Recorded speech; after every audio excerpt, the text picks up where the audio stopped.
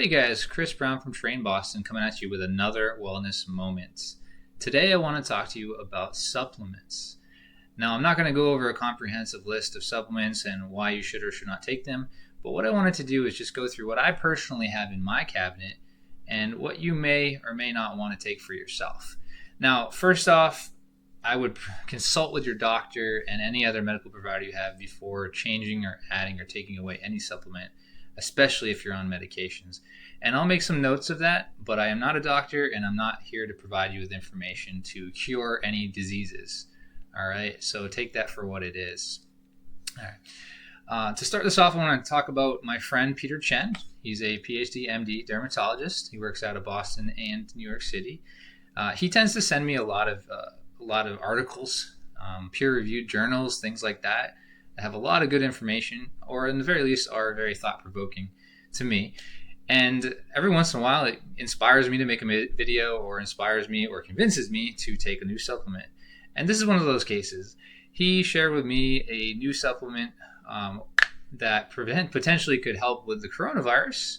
And he also shared some new evidence that might say that vitamin D3 could be helpful in staving it off, or potentially helping to alleviate some of the symptoms caused by it.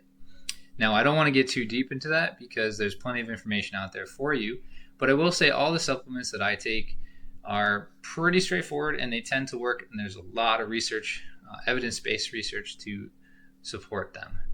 So let's go through the list of the ones I want to touch on today. First, we got the one I was just talking about. We got D3, okay? Now, you may hear of vitamin D. Usually people mean that D3 when they say that. It's Cholecalciferol. But you also might get D2, which is, I believe in milk and other fortified OJ, things like that, other fortified type products. But basically, they usually mean vitamin D. And we'll get into that in just a second. Next, we got fish oil. All right. Usually I'm not big on brands specific stuff, but we really like Civic Nutrition here. Henry Lau is a friend of Train Boston. He provides us with this awesome supplement. You probably already know a lot about fish oil, but we're going to touch into this and why I think you personally should be taking it. Then we got curcumin and turmeric, or I usually say it wrong, actually. It's turmeric. I think most people say it wrong, to be honest with you. And this one's just a generic brand I got from Walmart. Not my favorite brand, but it's, it does the trick, I think. And then finally, we have, it's essentially like a multivitamin, but it's specifically calcium, magnesium, and zinc. I'm going to talk briefly on why I like these and why they come together and what that might mean for you.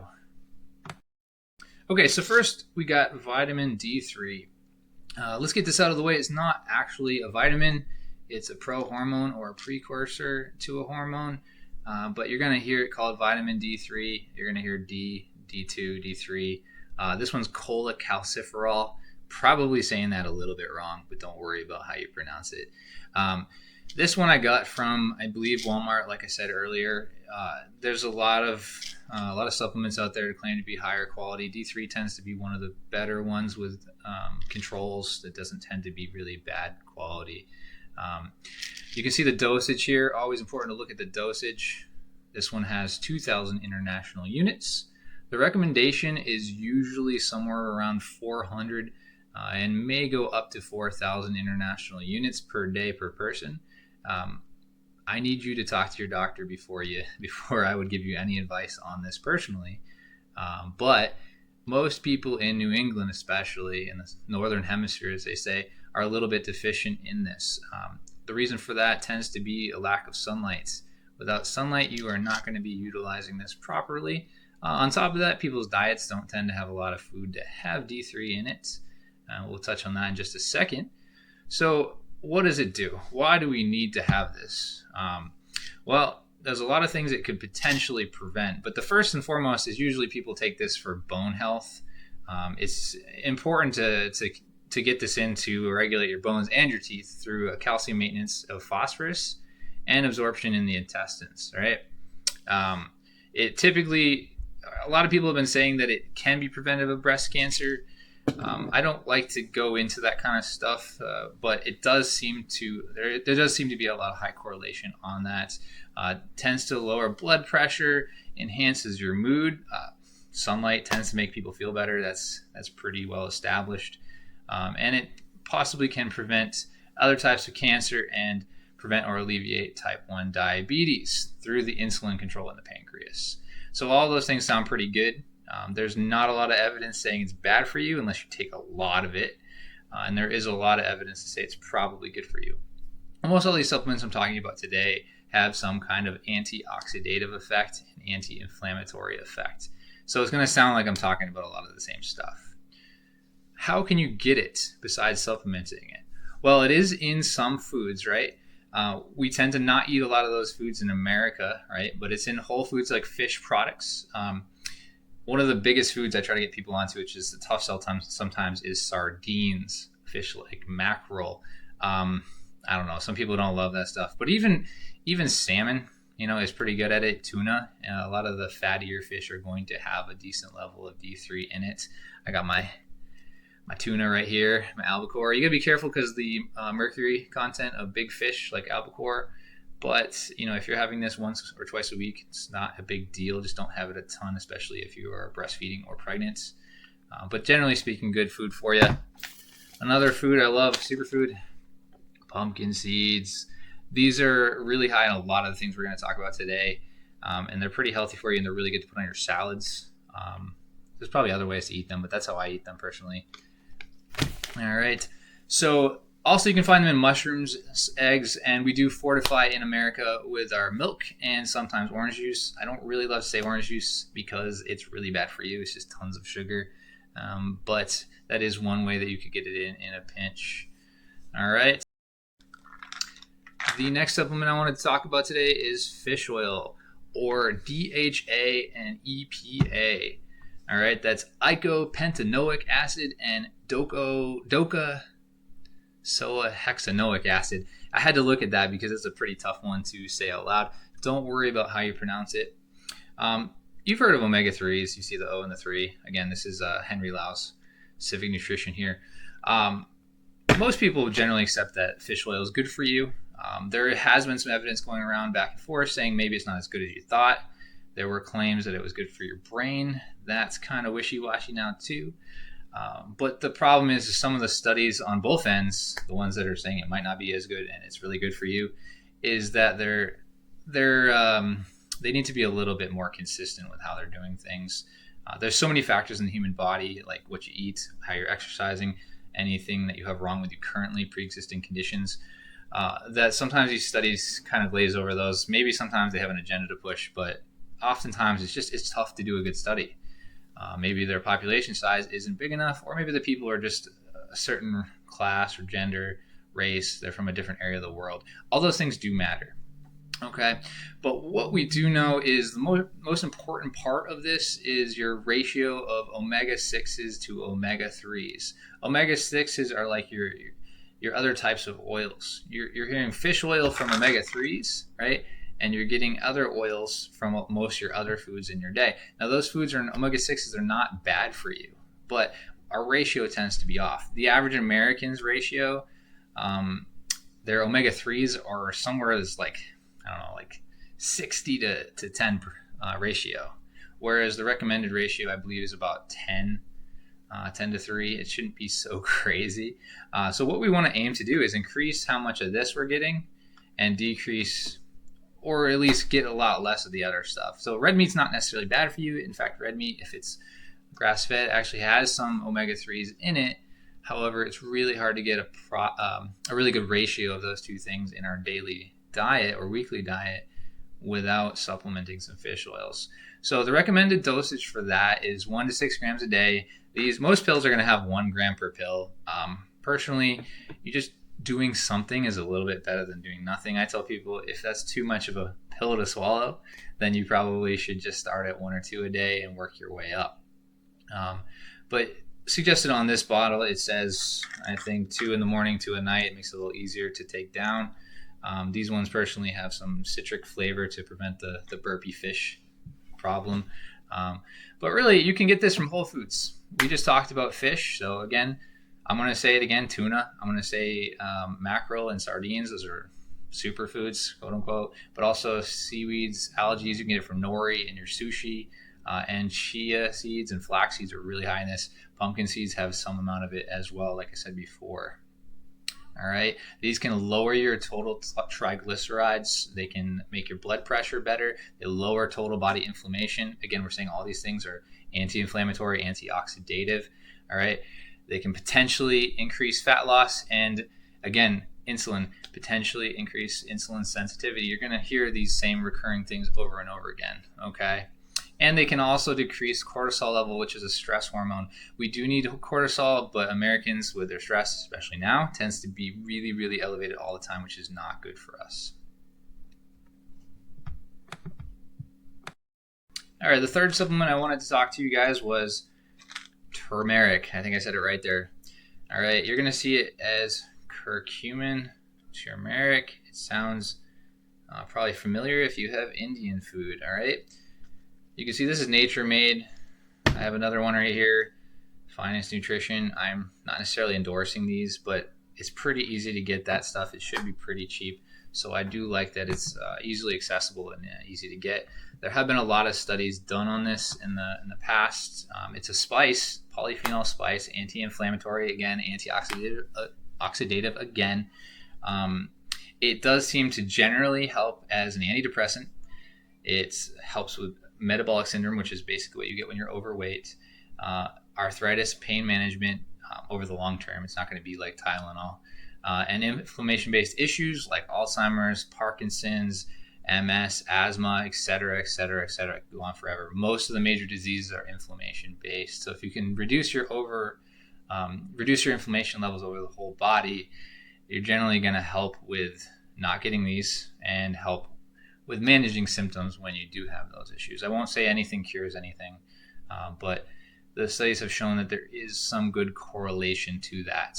Okay, the dosage is 1 to 2 a day. Typically, again, most pills are going to have 1 gram per pill, so it's not too bad. You can take them morning and night. I do tell people I prefer you to take 2, but you don't need to go crazy with it.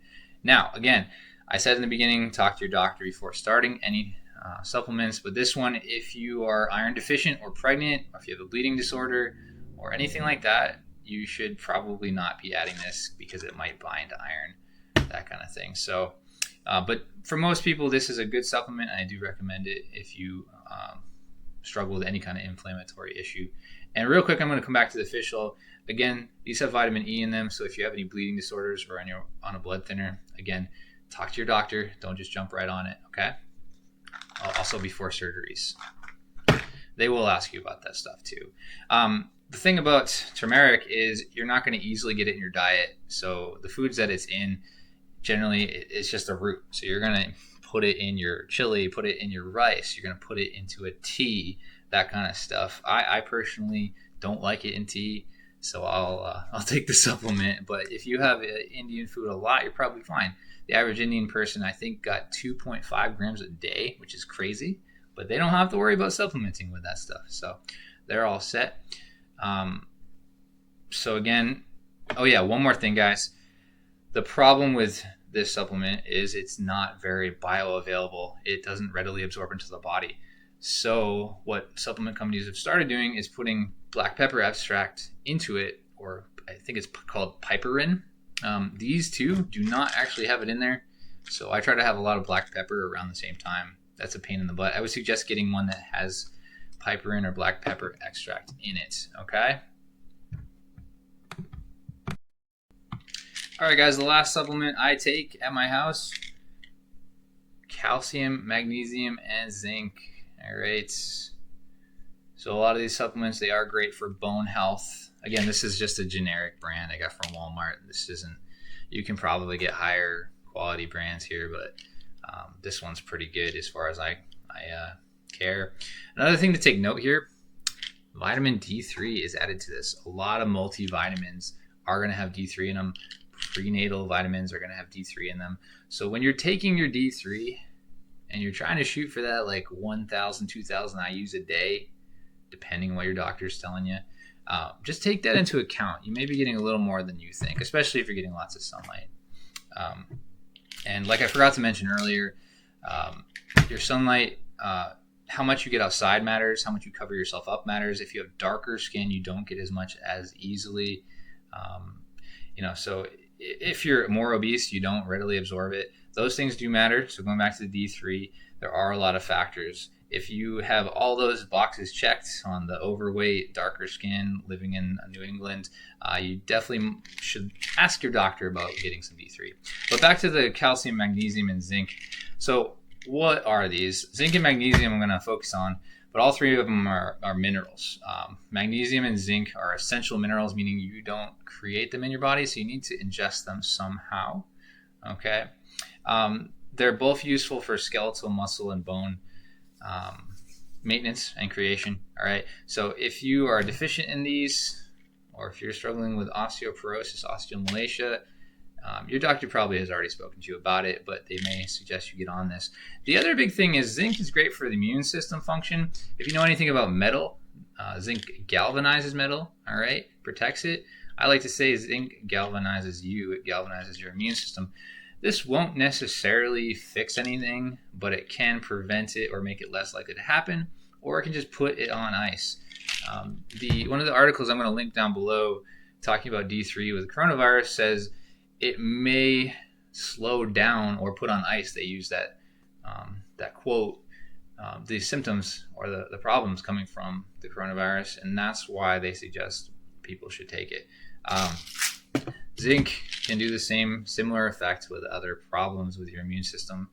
It's also great with you need it for healing, the healing process, and bone and muscle maintenance. Skeletal muscle, we all work out, hopefully. That's going to be very helpful. Magnesium helps with sleep quality and bone health. Okay, so magnesium is another important thing that we both want to get in. Calcium, we all know calcium. Calcium's used in muscle contraction. Calcium's used for your bones. Those are the two big things. There are a lot of other things it does in your body, but I don't want to get into it today. All right. What's the dose? So we're focusing on zinc and magnesium. All right. Zinc, you want to get probably 7 milligrams at the top end for men and 9.5 at the top end. 7 milligrams top end for women, 9.5 top end for men. Milligrams. Magnesium, we got 270 milligrams for women and 300 at the top end for men on that. You're going to find that the doses on here, let's see if you can even see it, are going to be pretty similar to where you want to be. If you were to take these supplements on your own, you'd have to worry about having too much zinking in the way of your magnesium, right? Supplement companies are aware of that. All right, they're also aware that D3 helps. These three things work together when taken in the right dosage, so that's why they put them together. Okay, so I think these three together are worthwhile taking. Many people that are overly stressed, they work out too much, or they don't get enough sleep, they tend to be deficient in these things. All right, specifically magnesium and zinc. So I tell people, hey, go get your blood work done, figure out whether you're deficient in any of these items, let your doctor help you out. Okay. Now, where do we get those things with whole food? Well, seafood. Again, we're coming back to seafood every time. Big thing with seafood for zinc and magnesium. A lot of the crustaceans, a lot of the foods like clams and mussels and oysters. They're bottom feeders or they're off rocks, so it makes sense that they have a lot of minerals in them. So if you're looking to get some calcium, magnesium, zinc, you're looking to get some D3, you're looking to get some omega-3s. Make some kind of seafood dish. I made my wife a seafood dish that had mussels, it had clams, it had shrimp, all in one batch, and she said she slept better that night, so take that for what it is. But there is research to back this stuff up. So do me a favor, talk to your doctor, schedule an appointment, figure out where your blood work's at. This is a time where you really want to take care of your health. Maybe right now isn't a good time to go to the doctor. But when you get out of this, you may notice that you want to take care of your health a little bit more than you did before. All right, guys. So again, check us out. Like and subscribe to the channel. Hit that bell button. Anything that I got for research, used for research, or talked about will be posted in the show notes below. All right. If you got any questions, you want to make some comments, please do so below. Thank you.